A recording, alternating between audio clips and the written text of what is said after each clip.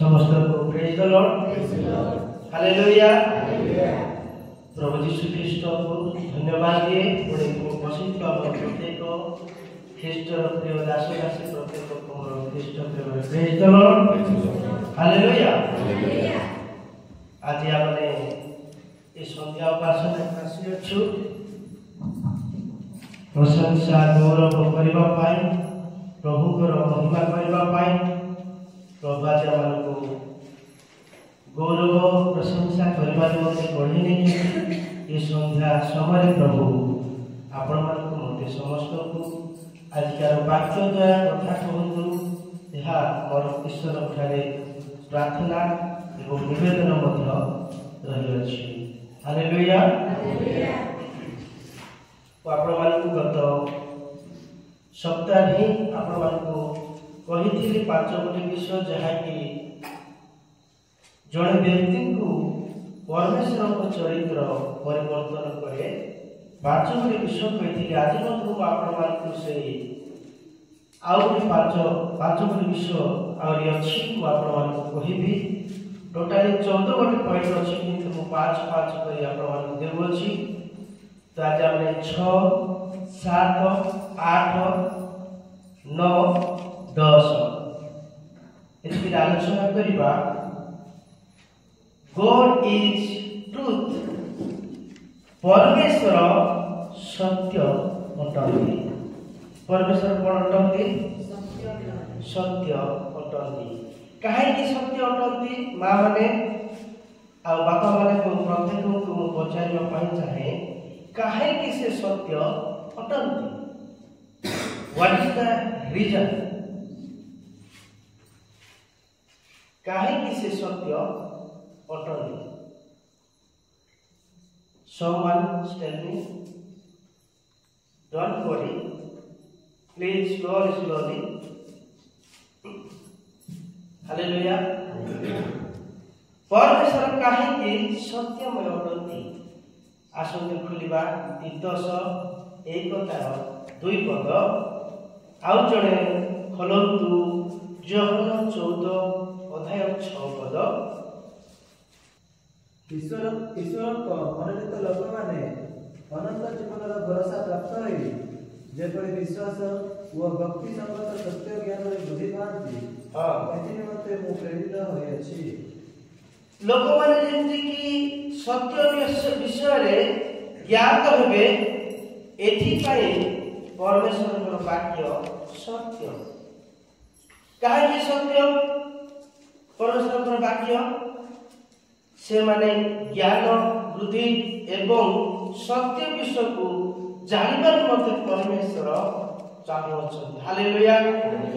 तेणु आपण पचारे जे परमेश्वर सत्यमय परमेश्वर अटंती कहीं से सत्य अटंती जेहेतु ताको पाखरे कौनसी मिथ्या नहीं अछि कि से जहा कहती ताहा करती ताको मुखर जहा मध्य आविर्भूत होई अछि ताहा केबे मध्य अन्यथा होई नाही कि हेबो मध्य नाही।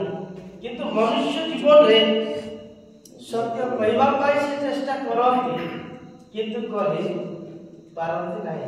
काहे जानिछथि जेहेतु ताको पाखरे पापर स्वभाव रही अछि। तेणु करी से व्यक्ति पाखरे पापर स्वभाव थिबा सकाशु से सत्य विषय को कहवा पाए भय करे।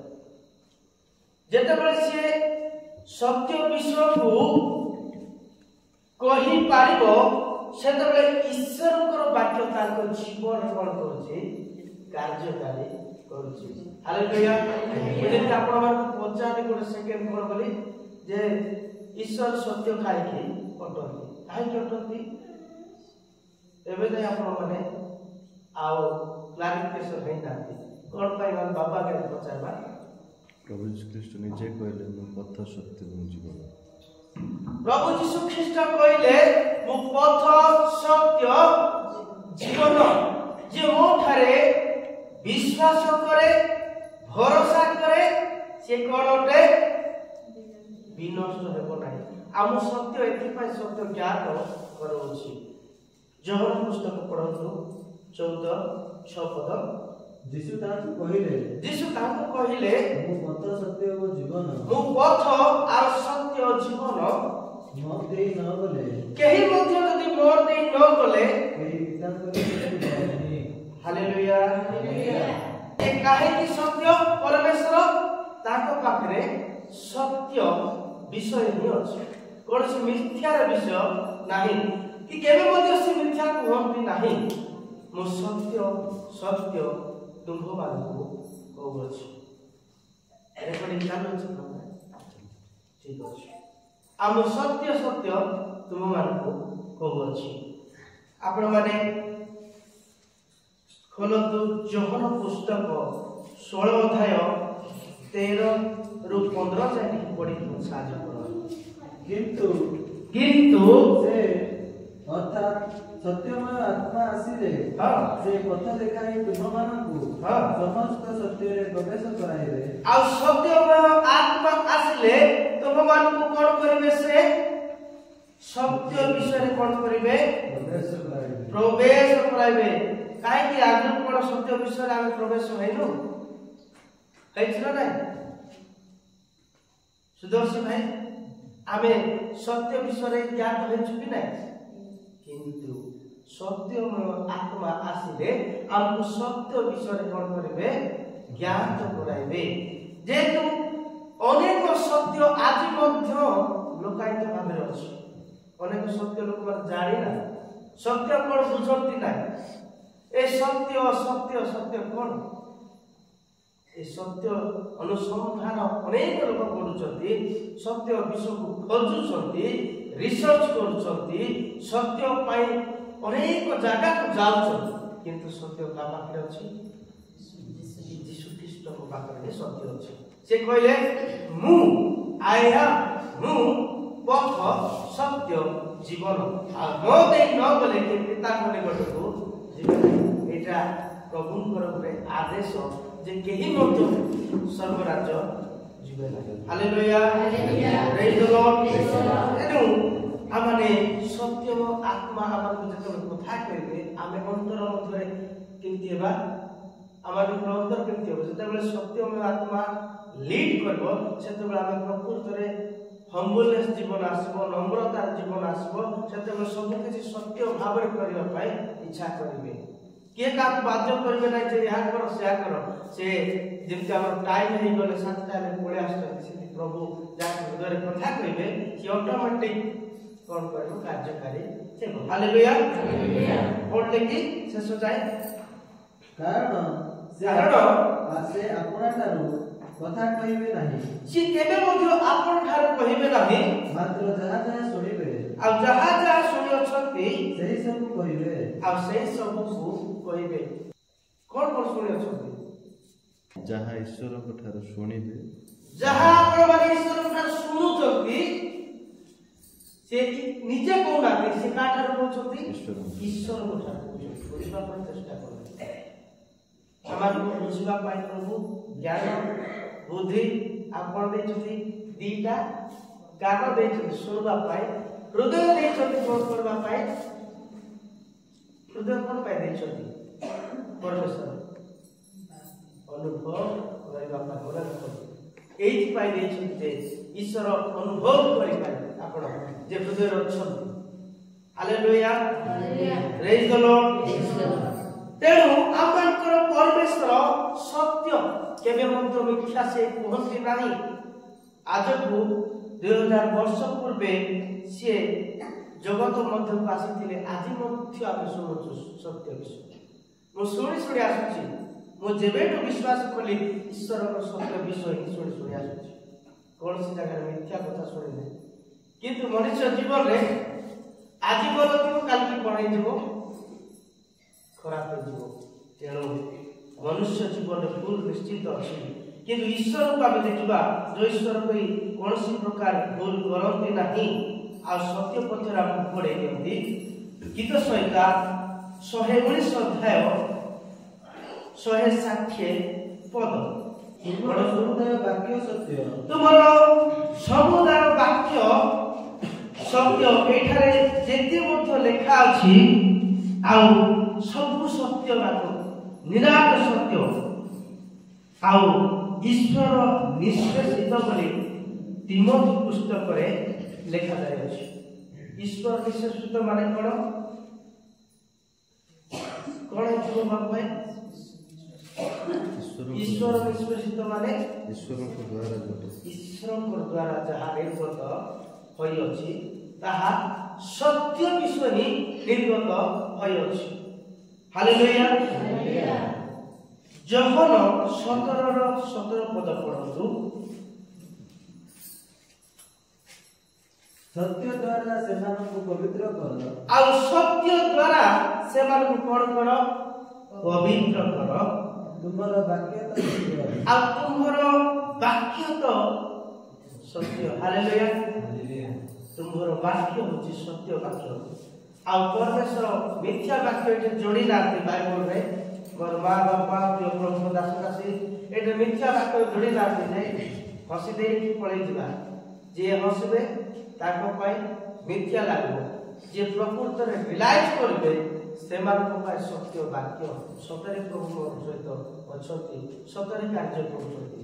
ସିରିୟସଲି ଜୀବନରେ ଆମେ ସିରିୟସଲି ନେବାକୁ ପଡ଼ିବ ଈଶ୍ୱରଙ୍କ ବାକ୍ୟକୁ। ଖାଲି ଜୀବନ ଆମେ ଯଦି କରିବା କେବେ ମଧ୍ୟ ତାକୁ ହୃଦୟରେ ପ୍ରଭୁ କାର୍ଯ୍ୟ କରିବେ। ଏଇଟା ମୁଁ ଆପଣମାନଙ୍କୁ ନିରାଟ ସତ୍ୟ ବିଷୟ କହୁଛି। ଯେଉଁ ପର୍ଯ୍ୟନ୍ତ ଆପଣମାନେ ହୃଦୟରେ ରଖିନାହାନ୍ତି ଈଶ୍ୱରଙ୍କର ବାକ୍ୟକୁ ସେ ପର୍ଯ୍ୟନ୍ତ ଆପଣମାନଙ୍କୁ ମିଥ୍ୟା ହିଁ ଲାଗିବ। ଆପଣମାନଙ୍କୁ ଗୋଟେ ଅଲଗା ପ୍ରକାର ଲାଗିବ। ଯେତେବେଳେ ଆପଣମାନେ ସ୍ପିରିଟ ଫିଲ୍ ହେବେ ସେତେବେଳେ ପ୍ରଭୁ ଆପଣମାନଙ୍କୁ କାର୍ଯ୍ୟ କରିବେ। ହାଲେଲୁୟା। ଦ୍ୱିତୀୟ ନମ୍ବର ପଏଣ୍ଟକୁ ଆସିବୁ ମୁଁ। God is forgiving। ପରମେଶ୍ୱର କ୍ଷମାମୟ ପରମେଶ୍ୱର ଅଟନ୍ତି। କଣ ଅଟନ୍ତି? କ୍ଷମାମୟ ପରମେଶ୍ୱର ଅଟନ୍ତି। ଆପଣମାନେ ଲୁକ 23 ଅଧ୍ୟାୟ 34 ପଦ ପଢ଼ନ୍ତୁ। ସେତେବେଳେ ଯୀଶୁ କହିଲେ, ପିତା ଏମାନଙ୍କୁ କ୍ଷମା କର, କାରଣ ଏମାନେ କଣ କରୁଅଛନ୍ତି ତାହା ଜାଣନ୍ତି ନାହିଁ। ହେ ପିତା ଏମାନଙ୍କୁ କଣ କର? କ୍ଷମା କର, ଏମାନେ କଣ କରନ୍ତି ଜାଣନ୍ତି ନାହିଁ। କାହିଁକି କହିଲେ ଏ କଥା ଜାଣିଛନ୍ତି? କଣ ପାଇଁ କହିଲେ? କଣ ପାଇଁ କହିଲେ ମା ମାନେ?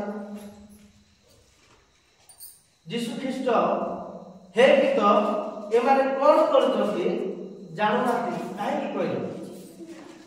ଯେହେତୁ ସେମାନେ କେବେ ମଧ୍ୟ ବୁଝିପାରୁନାହାନ୍ତି ତାଙ୍କର ଭୁଲ ଆଉ ତାଙ୍କର ଦୋଷକୁ ସେମାନେ କେବେ ମଧ୍ୟ କଣ କରିପାରୁନାହାନ୍ତି? ସ୍ୱୀକାର କରିପାରୁନାହାନ୍ତି। ତେଣୁ ହେ ପିତା ଏମାନଙ୍କୁ କ୍ଷମା କର। ପରମେଶ୍ୱର ହେଉଛନ୍ତି କ୍ଷମାମୟ ପରମେଶ୍ୱର। ସେ କ୍ଷମା ଦେବା ପାଇଁ ଜଗି ବସି ଅଛନ୍ତି। କେତେବେଳେ ମୁଁ କ୍ଷମା ଦେବି ଆଉ ତାଙ୍କ ପାଖରେ ହିଁ କ୍ଷମାର ଆକାର ଅଛି ଆଉ କ୍ଷମା ସେ ହିଁ ଦେଇପାରୁଛନ୍ତି। ସେଥିପାଇଁ ମୁଁ ଯେପରି କ୍ଷମା କରିଅଛି ଆଉ ତୁମ୍ଭେମାନେ ମଧ୍ୟ ପରସ୍ପରକୁ କଣ କର? କ୍ଷମା କର। ଯଦି ଆପଣମାନେ କ୍ଷମା ପାଇଛନ୍ତି କ୍ଷମା କରିବେ ନାହିଁ ତାହେଲେ କ୍ଷମା ଆପଣମାନେ ମଧ୍ୟ ପାଇବେ ନାହିଁ କି ମୁଁ ମଧ୍ୟ ପାଇବି ନାହିଁ। ଯଦି ମୋ ପାଖରେ କ୍ଷମାର ୱାର୍ଡ ନାହିଁ, ଶବ୍ଦ ନାହିଁ, ତାହେଲେ ମୁଁ କ୍ଷମା କରି ପାରୁନାହିଁ, ତାହେଲେ ମୁଁ ମଧ୍ୟ କ୍ଷମା ପାଇବି ନାହିଁ। ଯଦି ମୁଁ କ୍ଷମା କରୁଛି ପରମେଶ୍ୱର କହିଲେ ମୁଁ ତୁମମାନଙ୍କୁ କ୍ଷମା କରିଅଛି ଆଉ ତୁମେମାନେ ମଧ୍ୟ ଅନ୍ୟମାନଙ୍କୁ କଣ କର? କ୍ଷମା କର। କୋଉଠି କହିଲେ ଏଇ କଥା? କୋଉଠି କହିଲେ? ଲୋକ ପୁସ୍ତକରେ କହିଲେ। କେତେ ଅଧ୍ୟାୟ ପଢେଇଲେ ଆପଣମାନଙ୍କୁ? 23:24 ପଦରେ ହେ ପିତା ଏମାନେ କଣ କରୁଛନ୍ତି ଜାଣୁନାହାନ୍ତି, ଏମାନଙ୍କୁ କ୍ଷମା କର। ମାନେ ସେ ଗୋଟେ କେମିତି କରୁଛନ୍ତି ଯେ କେତେ ଧୀରେ ସୁସ୍ଥେ କହୁଛନ୍ତି ଯେ ଏମାନେ କଣ କରୁଛନ୍ତି ଟୋଟାଲି ଜାଣୁନାହାନ୍ତି, ଏମାନଙ୍କୁ କ୍ଷମା କର। ଯୀଶୁ ଖ୍ରୀଷ୍ଟଙ୍କୁ କୋଉଠି ଚଢେଇଛନ୍ତି? ସେମାନେ କୋଉଠି ଚଢେଇଛନ୍ତି? କ୍ରୁଶରେ ଚଢେଇଛନ୍ତି। ଜଣେ ଯଦି କ୍ରୁଶରେ ଚଢେଇକି ଥିବ ସେ କ୍ରୁଶ ବିଧ କରିଥିବେ, କଷ୍ଟ ପାଉଥିବା ସମୟରେ ସେ କହୁଛନ୍ତି ଯେ ହେ ପିତା ଏମାନଙ୍କୁ କ୍ଷମା କର। ସେଥିପାଇଁ ତ କୁହାଯାଉଛି ଯେ ଜଣେ ବ୍ୟକ୍ତିକୁ ପରମେଶ୍ୱରଙ୍କର ଚରିତ୍ର କଣ କରେ? ପରିବର୍ତ୍ତନ କରେ। ହାଲେଲୁୟା। ତେଣୁକରି ସେଇ ଚରିତ୍ର से क्षमा से सत्य परमेश्वर ठारे ही अछि। हालेलुया। आपण माने पढ़ी दियंतु जिसाय 1:5 पढ़ंतु। तुमे माने अधिक अधिक हृदयाचरण करिबा पई काहेकि आउ प्रहारित हेबो मस्तक जाक पीड़ित आ मस्तक जाक पीड़ित समुदाय हृदय दुर्बल होइछि आ समुदाय हृदय कोन होई अछि दुर्बल होई अछि। पादर तळठारु मस्तक पर्यंत किछि स्वास्थ्य नाही पादर तळठारु तळकु जाई किछि स्वास्थ्य ही नाही केवल क्षत व दाग पूजपूर्ण घा आ पूजपूर्ण घा। हालेलुया। काई कहले ए कथा जे परमेश्वर जणे रोगी को कोन करछथि से जन्म ताको रोग थिला आ पैरालाइज रोग प्रभु ताको कोन करछथि सुस्थ करछथि। जहार प्रयोजन आवश्यक प्रभु ताहाको प्रयोजन जोगेबे। जार औषधर आवश्यक प्रभु ताको औषध जोगेबे। जार औषधर आवश्यक नाही आ से औषध खाइबा पाए होचथि केबे मते से सुस्थता पाइबे नाही। जार आवश्यक अछि आ गोटे पद पढंतु से दिशाय 1:8 पद पढंतु। सदा प्रभु कहंती आस आमे माने उत्तर प्रत्युत्तर करू आस आमे माने उत्तर प्रत्युत्तर करू तुम मानकर पाप सबु आ तुम मानकर पाप सबु सिंदूर वर्ण परि हेले सिंदूर वर्ण परि हेले हे हिम परि शुक्ल वर्ण हेबो आ हिम परि शुक्ल वर्ण हेबो। हालेलुया। आम पाप को कोन कले परमेश्वर गुटे खड़ी करे कोन कले आखिर पल करे कोन कले सब पाप से नहीं गले। हालेलुया। हालेलुया। तेनु आम मान को परमेश्वर अति दयावान परमेश्वर अत्यंत दयालु परमेश्वर से आम को पाप को कोन कले जो पाप की क्षमा होई पार न था से पाप को कोन करछथि से क्षमा करछु। एते बड़ो विराट पाप थिला मान को पाखरे परमेश्वर हठात कोन करछथि परिवर्तन करछथि। हालेलुया। सेति पाई तो आम परमेश्वर सत्य सेति पाई तो दयामय परमेश्वर सेति पाई से अनंत परमेश्वर अटंती ताको पाखरे कोनसी आकार नाही। हालेलुया। आपण माने पढुं का बोले 3 नंबर पॉइंट रे गॉड इज परफेक्ट। परमेश्वर सिद्ध अटंती। काहे सिद्ध अटंती परमेश्वर काहे सिद्ध अटंती काहे के जदि कहबा पय चाहो छथि कहि पाइबे ठीक से आज्ञा कहि पारिबे किछि असुविधा नै बाबू भाई मते कहि पारिबे काहे कि से सिद्ध अटंती से स्वयं ईश्वर थिले से स्वयं बापा कहले से स्वयं ईश्वर थिले। चिंता करंतु भाबी कि कोन भलो भाबरे चिंता करो ईश्वर की आ को माने ईश्वर को जानि छथि को विषय जानि छथि से विषय चिंता करो ठीक है डीपली चिंता करो। साधारण परमेश्वर नहति से जदि गुटे पाप क्षमा करूछथि से साधारण परमेश्वर नहति भयंकर परमेश्वर। हालेलुया। हालेलुया। सीधा विषय को चली बाबू भाई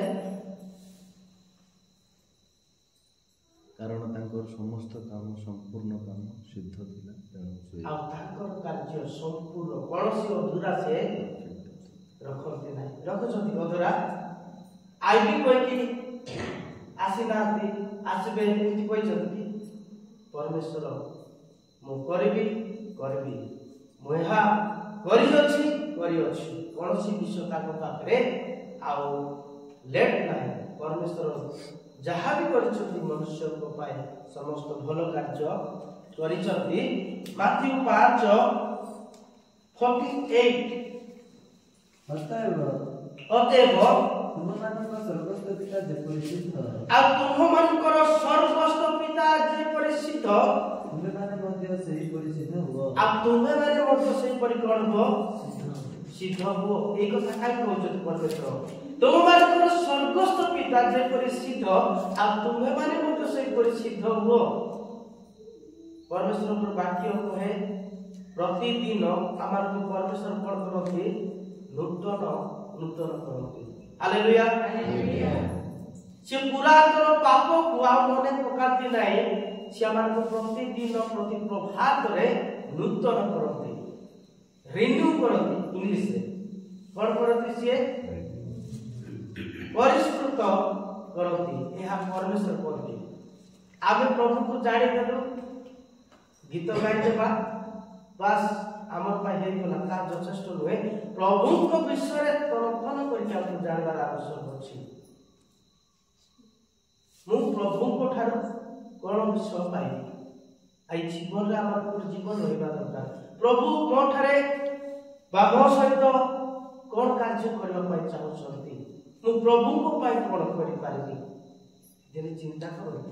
ପ୍ରଭୁ ଆପଣଙ୍କୁ ନିଶ୍ଚୟ କାର୍ଯ୍ୟକାରୀ କରିବେ। ପ୍ରେଜ୍ ଦ ଲର୍ଡ। ହାଲେଲୁୟା। ମୁଁ ଆପଣମାନଙ୍କୁ ଗୋଟେ ଇଂଲିଶରେ କେତେଟା ଡେଫିନେସନ ଦେବି, ଆପଣମାନେ ଲେଖନ୍ତୁ। God's words are perfect. God's words are perfect. God's word is perfect. God allows are perfect. जोटा कि द्वितीय विवरणी आमे माने 32:4 पद में पढ़ंतु। ସେ ତ ଶୈଳ ତାହାଙ୍କ କର୍ମ ସିଦ୍ଧ ଆଉ ତାହାଙ୍କ କର୍ମ ସବୁ ସିଦ୍ଧ କାର୍ଯ୍ୟ, କାରଣ ତାହାଙ୍କର ସକଳ ପଥ ନ୍ୟାୟ ଆଉ ତାଙ୍କର ସକଳ ପଥ ସବୁ ନ୍ୟାୟ। ସେ ବିଶ୍ୱସ୍ତ ଆଉ ସେ ବିଶ୍ୱସ୍ତ ଓ ଅଧର୍ମ ରହିତ ପରମେଶ୍ୱର। ଆଉ ତାଙ୍କ ପାଖରେ ଅଧର୍ମ ରହିତ ପରମେଶ୍ୱର। ତାଙ୍କର ପାଖରେ କୌଣସି ଅଧର୍ମ ନାହିଁ। ସବୁ ସିଦ୍ଧ ବିଷ। ସିଦ୍ଧ କହିଲେ କଣ? ରାତି 4ଟାରେ ଗାଧି ଦେବା ଆଉ ଯାଇକି ମୁଣ୍ଡିଆ ମାରିଦେଲେ ସିଦ୍ଧ ହେଇପାରିବେ ନାହିଁ। ପ୍ରଭୁ ଯୀଶୁ ଖ୍ରୀଷ୍ଟ ଆପଣା ରକ୍ତ ବୁହାଇ ସେ ଆମକୁ ସିଦ୍ଧ କରିଛନ୍ତି। କେମିତି କରିଛନ୍ତି? ତାଙ୍କର କାଲବାରୀ କ୍ରୁଶରୁ ରକ୍ତ ଝରାଇ ଆମର ପାପକୁ ସେ କ୍ଷମା କରିଛନ୍ତି ଆଉ ସିଦ୍ଧ କରିଛନ୍ତି। ସେଥିପାଇଁ ଆମେ ସିଦ୍ଧ ଅଟୁ। ସେଥିପାଇଁ ସେ କହିଲେ ମୋ ଠାରେ ଯେଉଁମାନେ ବିଶ୍ୱାସ କରିଅଛନ୍ତି ସେମାନେ ଧନ୍ୟ। ଏ ଧନ୍ୟ ଶବ୍ଦ ଲଗେଇଲେ ଯେଉଁମାନେ ବି ବିଶ୍ୱାସ କରୁଛନ୍ତି। ଆଉ ପ୍ରକୃତ ହୃଦୟରେ ବିଶ୍ୱାସ କରିବା ଆବଶ୍ୟକ। ଯଦି ପ୍ରକୃତ ହୃଦୟରେ ଆମେ ବିଶ୍ୱାସ କରୁନୁ ତାହେଲେ ଈଶ୍ୱର ତାଙ୍କ ଜୀବନରେ ହିଁ କାର୍ଯ୍ୟକାରୀ କରୁନାହିଁ। ଲାଗେ ସେ ଧାର୍ମିକ ଓ ସରଳ ଅଟନ୍ତି। ସେ ସରଳ ଅଟନ୍ତି। ହାଲେଲୁୟା। ପରମେଶ୍ୱର ଧାର୍ମିକ ଉଇଥ୍ ସରଳ ଅଟନ୍ତି। କଥା କହିବାରେ, ଦେଖିବାରେ ସବୁରେ ସେ ସରଳ ଅଟନ୍ତି। ଈଶ୍ୱରଙ୍କ ସହିତ ଆମେ ଯେତେବେଳେ ବସିବା, ଯେତେବେଳେ ପ୍ରଭୁଙ୍କ ଦାସମାନଙ୍କ ସମ୍ମୁଖରେ ବସୁଛୁ, ଆମର ମନ କେମିତି ହେଉଛି? କେମିତି ହେବା ଦରକାର? ସରଳ ହେବା ଦରକାର। ଯେହେତୁ ପରମେଶ୍ୱର ସେହି ସମୟରେ କଥା କହୁଛନ୍ତି ବା କାର୍ଯ୍ୟ କରିବା ପାଇଁ ଚାହୁଁଛନ୍ତି, କାହା ଦ୍ୱାରା? ପ୍ରଭୁଙ୍କ ଦାସ ଦ୍ୱାରା। ଯଦି ଆମମାନଙ୍କ ଜୀବନରେ ପ୍ରଭୁ କାର୍ଯ୍ୟ କରୁନାହାନ୍ତି, ବାପା କହିଲା ଭଳି ପ୍ରତ୍ୟେକ ଦିନ ଆସୁଥିବା ଯାଉଥିବା, ସ୍କୁଲ ପରେ 10ଟାରେ ଆଇବା 4ଟାରେ ଯିବା, ଦିସ୍ ଇଜ୍ ନଟ୍ ଗୁଡ୍। ଆମେ କଣ ଶିଖିଲୁ ଏଥିରୁ? ପ୍ରଭୁଙ୍କର ବିଷୟ ମୋ ହୃଦୟରେ କଣ ଅଛି? ପ୍ରଭୁଙ୍କ ପାଇଁ ମୋର ହୃଦୟ ଅଛି କି ନାହିଁ? ଏହି ବିଷୟ ଆମେ ଶିଖିବା ଦରକାର। ପ୍ରେଜ୍ ଦ ଲର୍ଡ। ଆପଣମାନେ ଗୋଟେ ପଦ ପଢ଼ନ୍ତୁ। ଗୀତ ସଂହିତା 19 ଅଧ୍ୟାୟ 7 ପଦ। ସଦାପ୍ରଭୁଙ୍କ ବ୍ୟବସ୍ଥା ସିଦ୍ଧ। ଆଉ ସଦାପ୍ରଭୁଙ୍କ ବ୍ୟବସ୍ଥା ହେଉଛି ସିଦ୍ଧ। ପ୍ରାଣର ସ୍ୱାସ୍ଥ୍ୟଜନକ। ଆଉ ପ୍ରାଣର କଣ ସ୍ୱାସ୍ଥ୍ୟଜନକ ସଦାପ୍ରଭୁଙ୍କ ବାକ୍ୟ ପ୍ରମାଣ ବାକ୍ୟ ଅଟଳ ଆଉ ସଦାପ୍ରଭୁଙ୍କ ପ୍ରମାଣ ବାକ୍ୟ ଅଟଳ ଅଳ୍ପ ବୁଦ୍ଧିର ଜ୍ଞାନଦାୟକ ଆଉ ଅଳ୍ପ ବୁଦ୍ଧିର ଜ୍ଞାନଦାୟକ। ବେଶୀ ବୁଦ୍ଧି ଦରକାର ନାହିଁ। ଈଶ୍ୱରଙ୍କ ଠାରେ ବିଶ୍ୱସ୍ତ ହେବା, ଈଶ୍ୱରଙ୍କ ଠାରେ ଜୀବନ କାଟିବା, ନିଜକୁ ପ୍ରଭୁଙ୍କ ଠାରେ ଦେବା, ସମର୍ପିତ ଜୀବନ କାଟିବା, ଏହା ସରଳ ଆଉ ଅଳ୍ପ। ଯେ ନିଜକୁ ଉନ୍ନତ କରିବ ପରମେଶ୍ୱର ତାକୁ କଣ କରିବେ? ଉନ୍ନତ କରିବେ। ଆଉ ଯିଏ ବଡ଼ ବାପା ହେବ, ବଡ଼ ଭାଇ ଯିବ, ତାକୁ ପରମେଶ୍ୱର କଣ କରିବେ? ଚାପି ଦେବେ। ସେଥିପାଇଁ ପରମେଶ୍ୱର ଯୀଶୁଖ୍ରୀଷ୍ଟ ଜଗତକୁ ଆସିଲେ କଣ ପାଇଁ? ସେ ଈଶ୍ୱର ଥିଲେ। ତାକୁ ମାନବ ରୂପ ଧାରଣ କଲେ। ମୋତେ ଗୋଟେ ବିଷୟ ମନେ ପଡୁଛି, ଅନେକ ଲୋକ ତାକୁ ମାରୁଛନ୍ତି, ଅନେକ ଲୋକ ତାକୁ ଗାଳି କରୁଛନ୍ତି, ଅନେକ ଛେପ ପକାଇଛନ୍ତି, ଅନେକ ଚାପୁଡା ମାରୁଛନ୍ତି, ସେ ଫେରି ନିନ୍ଦା କରୁନାହାନ୍ତି। କାହିଁକି? ମୋର ପ୍ରିୟ ପ୍ରଭୁଙ୍କ ଦାସ କାହିଁକି କରୁନାହାନ୍ତି? ଈଶ୍ୱର ରୂପୀ ହେଲେ ହେ ନିଜକୁ ସେ କଣ କଲେ? ଶୂନ୍ୟ କଲେ। ତ ଆଜି ଆମ ପାଖରେ ସେ ଜ୍ଞାନ, ସେ ବୁଦ୍ଧି, ସେ ଈଶ୍ୱରୀୟ ବୁଦ୍ଧି, ଈଶ୍ୱରଙ୍କର ବାକ୍ୟ ଅଛି, କିନ୍ତୁ ଆମେ କାର୍ଯ୍ୟକାରୀ କରିନା। ତେଣୁକରି ଆମ ଜୀବନରେ କେବେ ମଧ୍ୟ ଲାଗୁ ହେଉନାହିଁ।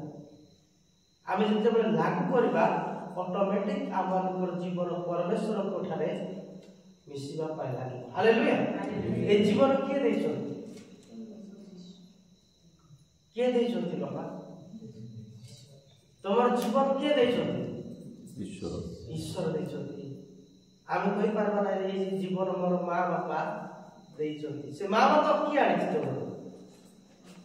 ପରମେଶ୍ୱର ଆଣିଛି। এই জীবন হচ্ছে ঈশ্বরଙ୍କର, এই শরীর মধ্যে হচ্ছে ঈশ্বরଙ୍କର। তো আমি কাহিনী দর্প করিবা, কোউথিরে দর্প করিবা? ঈশ্বর। এই শরীরে পরমেশ্বরଙ୍କର আত্মা বাস କରୁଛି। କେମିତି ହେବା ଦରକାର? ଆମମାନଙ୍କର ଚରିତ୍ର କେମିତି ହେବା ଦରକାର? ଈଶ୍ୱର ପରି। ଈଶ୍ୱର କହିଲେ ବାକ୍ୟରେ କଣ? ସରଳ ନମ୍ର ବୋଲି କହିଲେ। ସେ ନମ୍ର ସରଳ ଲୋକ। हालेलुया। ମୁଁ ଡଗଲାସ ଆଜ୍ଞାକୁ, ପାଷ୍ଟର କାଲକୁ, ପାଷ୍ଟର ପ୍ରଦୀପ ଆଜ୍ଞାକୁ, ମୁଁ ବମ୍ବେରେ ଦେଖିଛି ପାଷ୍ଟର ଅବ୍ଦୁଲ ଆଜ୍ଞାକୁ। ସେମାନଙ୍କ ଜୀବନରେ ନମ୍ର ସରଳ। ସେମାନେ ହସି କଥା ସବୁବେଳେ, ତାଙ୍କ ପାଖରେ ସବୁବେଳେ ଆଉ ହସର ବିଷୟ ହିଁ ଥିବ। ହସି ହସି କଥା ହେବେ। କେବେ ବି ସେମାନେ ଦୁଃଖରେ ରାଗର ମଧ୍ୟ କଥା ହେଇନାହାନ୍ତି। ମୁଁ ଏତିକି ଧନ୍ୟବାଦ ଦିଏ ଯେ ପ୍ରଭୁଙ୍କ ଦାସଙ୍କ ଠାରୁ ଏହା ମୁଁ ଶିଖିବାକୁ ପାଉଛି। ହାଲେଲୁୟା। 9 नंबर विषय, गॉड इज होली। परमेश्वर पवित्र अटंती। परमेश्वर कौन अटंती? एटा होची पवित्र स्थान। ई स्थान पवित्र स्थान रे को माने बसवास करती? को माने? जो माने ईश्वरकर प्रशंसा गौरव करती, से माने ही बसती। आ सेମାନଙ୍କ ପାଖରେ ପବିତ୍ର ଜୀବନ ଯାପନ ଥିବା ଆବଶ୍ୟକ। ଯଦି ତାଙ୍କ ପାଖରେ ପବିତ୍ର ଜୀବନ ଯାପନ ନାହିଁ, ତାହେଲେ ଈଶ୍ୱର ସେମାନଙ୍କ ହୃଦୟରେ କାର୍ଯ୍ୟକାରୀ କରିବେ। ହାଲେଲୁୟା। ଆପଣମାନେ ପଢି ଦିଅନ୍ତୁ ଗୀତ ସଂହିତା 145 17 ପଦ।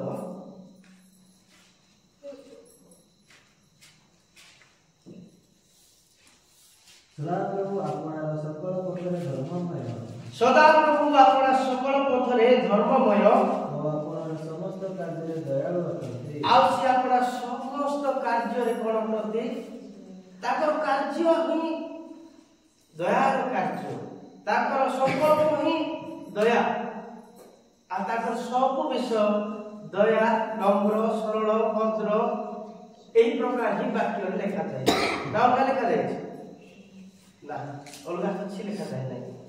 ହବାକୁ ଗୋଟେ ଖୋଲନ୍ତୁ, 1:13 ପଦ ପଢନ୍ତୁ।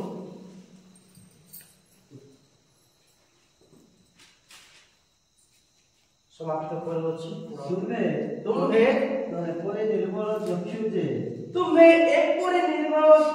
ଯେ ମନ୍ଦ ଦେଖି ନ ପାର। ତୁମେ ମନ୍ଦକୁ କେବେ ମଧ୍ୟ ଦେଖିପାର ନା। ଓ ତୁମ୍ଭେ କୁଟିଳାଚରଣ ପ୍ରତି ଦୃଷ୍ଟି କରି ନ ପାର ଆଉ କୁଟିଳାଚରଣ କରି କେବେ ମଧ୍ୟ ଦୃଷ୍ଟି ନ କରିପାର। ତେବେ ଯେଉଁମାନେ ବିଶ୍ୱାସଘାତକତା କରନ୍ତି ଆଉ ଯେଉଁମାନେ ବିଶ୍ୱାସଘାତକତା କରନ୍ତି ସେମାନଙ୍କ ପ୍ରତି କାହିଁକି ଦୃଷ୍ଟିପାତ କରୁଅଛ? ଆଉ ସେମାନଙ୍କ ପ୍ରତି ତମେ କାହିଁକି ଦୃଷ୍ଟିପାତ କରୁଅଛ? ହାଲେଲୁୟା।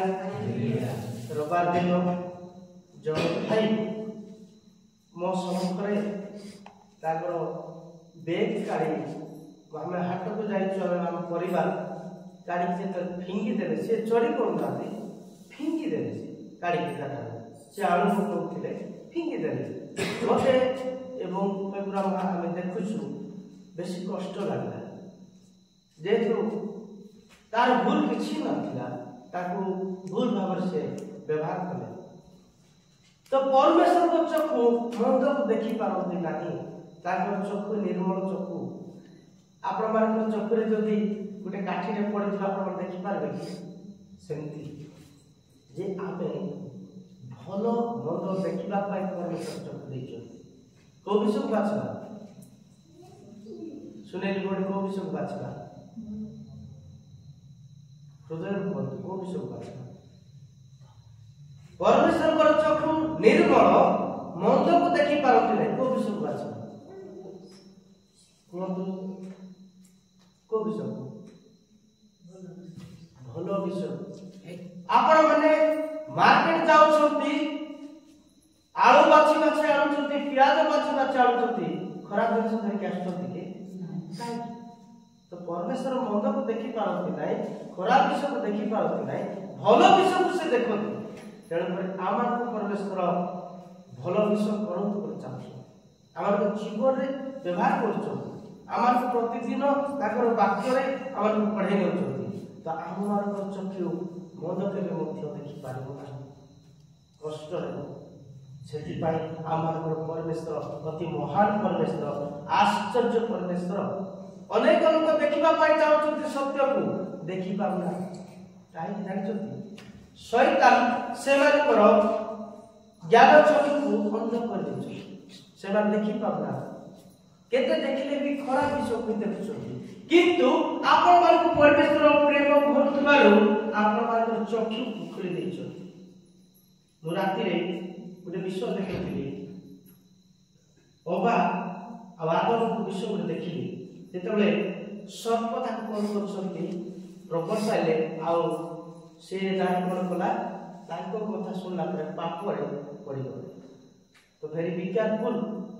ଆପଣମାନଙ୍କୁ ଅନେକ ଲୋକ ଅଛନ୍ତି ପାପରେ ପକେଇବା ପାଇଁ, ଆପଣମାନଙ୍କୁ ଅନ୍ତଃସନ୍ତ କରିବା ପାଇଁ, କିନ୍ତୁ ଆପଣମାନେ ଭେରି ବି କେୟାରଫୁଲ ଜୀବନ କାଟନ୍ତୁ, ବିଶ୍ୱସ୍ତ ଜୀବନ କାଟନ୍ତୁ। ହାଲେଲୁୟା।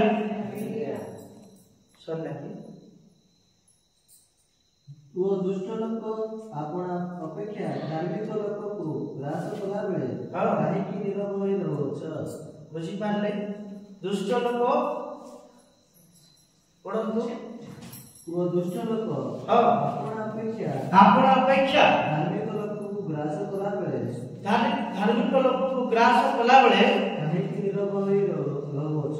କାହିଁକି ନୀରବ ହୋଇ ରହୁଛ? ଆମକୁ ପରମେଶ୍ୱର ଯୁଦ୍ଧ ପ୍ରବଳ କହୁଛନ୍ତି କି ଆମେ ପରମେଶ୍ୱରକୁ ଜାଣିଛୁ, ପରମେଶ୍ୱରଙ୍କର ଚରିତ୍ରକୁ ଆମେ ଧାରଣ କରିବାକୁ ପଡ଼ିବ, ପରମେଶ୍ୱରଙ୍କର ଚରିତ୍ରକୁ ଆମମାନଙ୍କର ଜୀବନ ପାଳିବାକୁ ପଡ଼ିବ, ପରମେଶ୍ୱରକୁ ଦେଖିବାକୁ ପଡ଼ିବ। ଯେତେବେଳେ ମୋତେ କଷ୍ଟ ଆସୁଛି, ବାଧା ଆସୁଛି, ସେ ସମୟରେ ମୁଁ ପରମେଶ୍ୱରକୁ ଦେଖିବାକୁ ପଡ଼ିବ। କ୍ରୋଧ ଆସିଯାଉଛି ହଠାତ୍, ମୁଁ କ'ଣ କରିବା ଦରକାର? ପ୍ରଭୁ ମୋତେ ପ୍ରେମ କରିଛନ୍ତି, ପ୍ରଭୁ ମୋତେ କ୍ଷମା କରିଛନ୍ତି, ଯେଉଁ କ୍ଷମାକୁ ମୁଁ ପାଇବା ପାଇଁ ଯୋଗ୍ୟ ନଥିଲି, ମୁଁ ସେଇ କ୍ଷମା ପାଇଅଛି। ସେଇ କ୍ଷମା ଯଦି ମୁଁ ପାଇଛି, କେମିତି ହେବା ଦରକାର? Hallelujah, hallelujah. ଶେଷ ପଏଣ୍ଟ, ଗଡ୍ ଇଜ୍ ରାଇଟନେସ୍। ପରମେଶ୍ୱର ଧାର୍ମିକ ଅଟନ୍ତି। କ'ଣ ଅଟନ୍ତି? ପରମେଶ୍ୱର ଧାର୍ମିକ ଅଟନ୍ତି। ଆଉ ଆମମାନଙ୍କୁ ପରମେଶ୍ୱର ଧାର୍ମିକ ବୋଲି କହୁଛନ୍ତି। ଯେଉଁମାନେ ମୋର ବ୍ୟବସ୍ଥାକୁ ପାଳନ କରୁଛନ୍ତି, ମୋର ବ୍ୟବସ୍ଥାକୁ ପ୍ରତିଦିନ ସେମାନେ ପଠନ କରୁଛନ୍ତି, ସେଇ ଲୋକମାନେ ହେଉଛନ୍ତି ଧାର୍ମିକ। ଧାର୍ମିକର ଅର୍ଥ କ'ଣ ଜାଣିଛନ୍ତି? ବୁଝିଛନ୍ତି ଧାର୍ମିକର ଅର୍ଥ? केवल विश्वास करबा प्रभु गोटरे ताहा यथेष्ट नुह धार्मिक वार्ड जो हमें माने पाउछु प्रभु को ठारू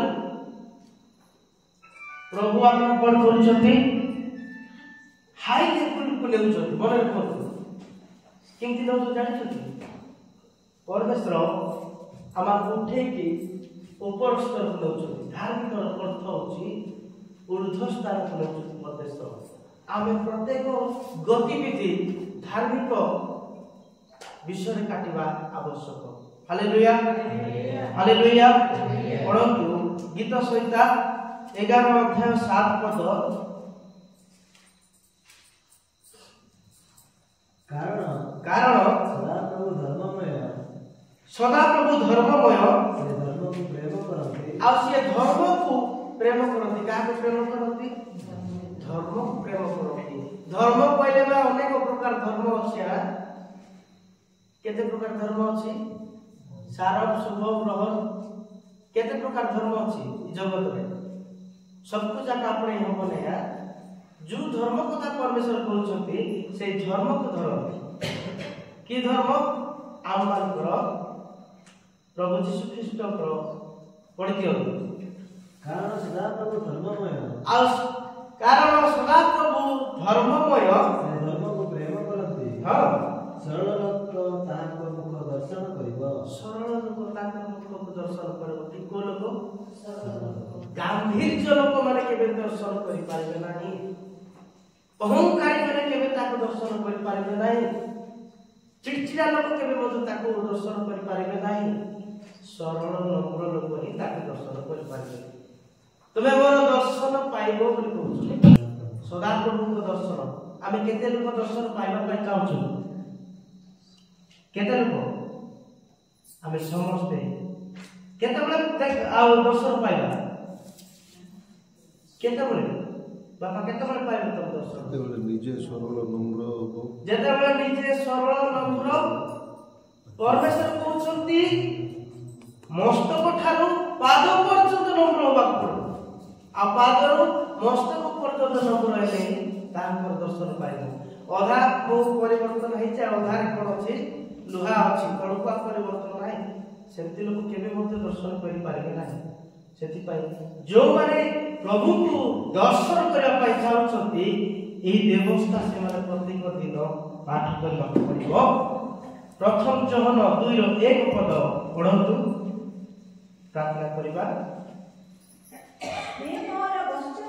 हे मोर वश्यगण तुम्हें माने जेपरि पाप न करो आ तुम्हें माने जेपरि पाप न करो एथि निमंते मु एही सब तुम मानक निकट को लेखोछि आ जहन एथि पाइ लेखुछंती जे तुमे जेति पाप न करो एथि पाइ आमार निकट को से लेखुछंती हालेलुया हालेलुया हमें कोन परिवार दरकार प्रत्येक दिन उठिले प्रत्येक दिन प्रभु को सहित जीवन यापन काटिबा दरकार मु जानि छी आमार जीवन रे अनेक विश्वास हो किंतु से सब को हमें कोन करबा दरकार घुंचै की गाड़ी की आ भलो विषय को देखिबा दरकार आपण माने प्रथम करंतिय 1:30 पद रे पढंतु